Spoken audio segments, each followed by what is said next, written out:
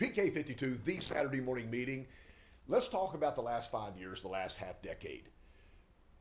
Toyota is about 1.8 to 2.3 million new Toyotas sold in the United States per year. So what slows production down a little bit is brand new products coming to the market because the manufacturing plants have to retool. So we're running at about an all-time high right now, producing vehicles and selling to the public. So 100% of those are sold by Toyota dealers when they come back after first ownership and they come back into the market as a pre-owned vehicle. The Toyota dealers only hold 15% of that market. So 6 million used Toyotas are sold every year, and right now every single outlet wants Toyotas. Doesn't matter if they're another OEM like Chevrolet, Ford, Hyundai, Honda, doesn't matter. Doesn't matter if they're an independent like Carvana, CarMax, or any of the independents in town, or whether people are selling them from their driveway, so individual sales. Toyota product right now is as hot as it's ever been before. People are keeping their vehicles longer, and they're looking for a brand that will operate in a longer cycle, which is definitely Toyota. So 15%, or 900,000, are remarketed by the Toyota dealers. That leaves 5.1 million Toyotas sold each and every year, pre-owned Toyotas, that are sold by everybody else. This takes kind of a team effort. I really want every single Toyota to come back to the Toyota dealership to be sold again. One of the things I say about a dealership is once you establish a relationship with a consumer, and that relationship goes further than just selling the vehicle, it's selling the vehicle, answering the questions, being able to describe the technology that's in the new vehicles, because a lot of technology that are built into these vehicles today are never used by the consumer because they really don't understand how to use that technology. So to be able to have that bridge, to be able to call back their sales rep or a management team in the dealership to say, well, I'm about to go on an off-road adventure in my 4Runner, refresh me on crawl mode and multi-terrain select. I get that, and that's why that long-term relationship needs to stay in place. As far as servicing the vehicle and taking care of any issue that might come up, that's where the service and parts department come into play. So we should never sever from a consumer. Just once you sell a vehicle to somebody, the game's not over. To me, that's the start. So if every single vehicle, think about what Toyota offers now. You could buy a new Toyota, a certified gold, a certified silver, or a pre-owned Toyota. So that gives us 4 lines of Toyotas to be able to sold from any Toyota dealer out there. So if you sell it new, sell it gold, sell it silver, sell it used. So once you sell that new Toyota, if you get it back and sell it 3 more times, then everything changes and the blue starts getting bigger and bigger. There's nobody better to work on to maintain a Toyota vehicle than a Toyota technician. And a lot of times it's really hard for the general consumer to really understand the inner workings of different service departments. Let's just take a brand B repair facility. For example, a tire store like Firestone or Goodyear or Brake Experts or Jiffy Lube. I mean, they're out there. Every single neighborhood has brand B repair facilities.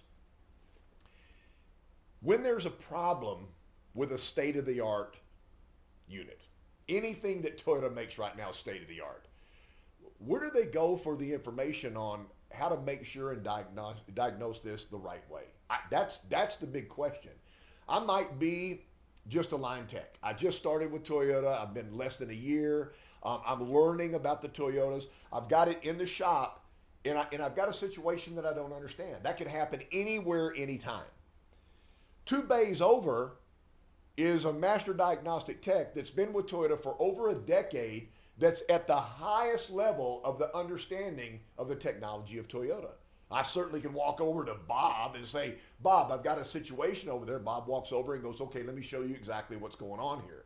So this leads me to want to tell every single human that buys a Toyota, there is no place better to service your vehicle, to maintain your vehicle, and a Toyota dealership. And let's just say this, there's no guarantees in life, but if that vehicle has been maintained in that shop for 3 to 5 years, all the services have been done on that vehicle, that makes that much more appetizing for the used car department to take that vehicle in trade because we have the entire background on that vehicle. And I just think we fall short of telling a consumer at delivery of a brand new vehicle that this is where this starts and we want to maintain this relationship with you from now on. I hate to be repetitive, but repetition is the mother of all learning. I've got a doctor, my family doctor. I'm not calling another doctor if I've got an issue. I trust this man. He's been with the family for a while. He's an amazing researcher. I believe in his skills and his talent, and I do believe that if there's something that he didn't understand, that he would outside reference that to give me the proper answer. So I'm locked in. I've got a dentistry group that I go to, and they've gone through ownership changes, and the new owners are better than the original owners. I'm not going anywhere else to get my teeth worked on because they've got my loyalty because I'm their client. Every single year when tax season comes, I use an accountant. That accountant knows exactly how our company is run and knows exactly where all of our deductions are and our gains and our losses and does a great job every year preparing our taxes for the government. I'm not going to go to another accountant. So I've just purchased a brand new Toyota, and my salesperson stays with me for the next 5 years. We have a relationship. It's no different. And so if we look at the opportunity right here, there's opportunities in every market, every arena. It doesn't matter where life takes you. But when you're losing 85% of that 100% that you had and giving it away to everybody else to sell against you, that's an issue. Let me give you an example right here. So what I've got is I've got an online ad for a Toyota. So this is a Toyota RAV4 LE all-wheel drive. And the consumer goes online, they go to an endemic, they go to cars.com, Auto Trader, KBB.com, and they look up and they find the vehicle, not in a Toyota website, but they find the vehicle out there in the Toyota stratosphere. Every endemic has vehicles for sale. So I go to cars.com. I find this vehicle. It's a little under 30,000 miles. Price point is right. And I'm very interested. I sent a lead to Toyota. Toyota gets back to me, says the vehicle's available, gives me all the information I requested. But while I'm searching, there's another vehicle. See it right there? It's another RAV4. Who knows where this is? Could be at Ed's used car lot, could be at Carvana, could be at CarMax, could be right down the street at the Ford dealership. And for some reason, this vehicle is less money. This is a certified Toyota, certified by a Toyota technician, signed off legally by the tech, the service director, and the used car manager. And this is a vehicle that somehow Ed's used vehicle now has to be able to sell to the public. Where do they get it? Okay, let's just give one example. There's multiple ways they could have purchased this vehicle, but they went to an auction and they bought this RAV4. What that means is somebody that had that RAV4 had to decide, we're not going to retail that. Maybe it was traded in somewhere and they looked at it. Maybe it wasn't maintained properly. Maybe it had some accident history. Who knows? But they decide, we're not going to retail this. We're going to send it to the auction. Ed's used car lot buys that and puts it online. It's still an LE. It's still all-wheel drive. It's exactly the same color. It's under 30,000 miles and it's hundreds of dollars less money. So the consumer says, well, if I buy this vehicle, I am so much better off. Let me give you two examples. First of all, we don't know the history, and we don't know the talent of the person that prepared this for sale. Was it a Toyota tech? Was there a master diagnostic tech there? Did we make sure everything was operational on this? I can't answer that. But I can answer that over there on a certified vehicle because Certified Gold has a minimum of 160-point assurance inspection, and Certified Silver has 136, has to be signed off by a Toyota technician. So there is a giant difference here. And I want to finish up real quick because I want the consumer that watches this video, not just the people that are involved in Toyota, but I want the truth to be told. Okay, this vehicle over here, the certified Toyota, comes with 2 factory-back warranties. Let's say it's certified gold. It has a 12-month or 12,000-mile comprehensive warranty. All right. It also has a 7-year or 100,000-mile powertrain warranty, and these are backed by Toyota Financial Services, the Bank of Toyota, They're zero deductible and at no cost to the consumer. Now, for peace of mind, I'm at the Ford store or Edge Used Cars, and this is hundreds of dollars less. And obviously, I'm saving money if I buy that vehicle. It's a no-brainer. Once I purchase this vehicle and I'm doing the paperwork, the legal paperwork to be able to own this vehicle, then the business manager says, just for peace of mind, you said you're going to keep this vehicle for a very long time. I can sell you a vehicle service agreement or a wrap to protect you. Just like you go in and buy a new phone, they say, do you want the protection package?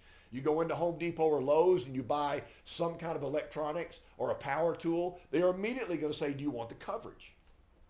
And say, well, you know what, I'm going to keep this a long time and everything. Maybe I need to look at that. They'll give you an option, maybe 4 different options. Maybe it has wheel and tire. Maybe it has, a maintenance package in there. And then it has coverage, a comprehensive and a powertrain service agreement. But now you're spending anywhere from $2,500 to $3,500. Give it the range, but depends on where you are and which package you choose. When on this side over here, they saved a little bit of money on purchase price, but over here you had 2 factory-back warranties that were included. Multiple thousands of dollars worth of factory-back coverage that you would have to purchase to even get close over here. So when you look at the whole picture, it was looked at by a Toyota technician. Items were inspected, repaired, or replaced based upon the 160 or the 136 minimum assurance forms. And then last but not least, you get 2 factory-back warranties and roadside assistance for 7 years or 100,000 miles at no charge. So should I pay up a little bit more? Should I pay a premium for a vehicle that has me covered? Crazy thing about it is if you sold that or maybe passed it on to one of your children, because that was the goal of buying the RAV4, to drive it for a couple of years, and when your kid goes to college to let them have that car. That happens all the time. Then as long as it's not traded back into a retail environment, back into Toyota or to Honda or to Edge Used Car Lot, as long as it's not traded in, it's passed on or sold to an individual, then the warranties and the roadside go with the vehicle. It follows the vehicle. So many things to think about. Last question of the day. Can you be better off, more financially sound, if you spend more money on an item? PK52, the Saturday Morning Meeting.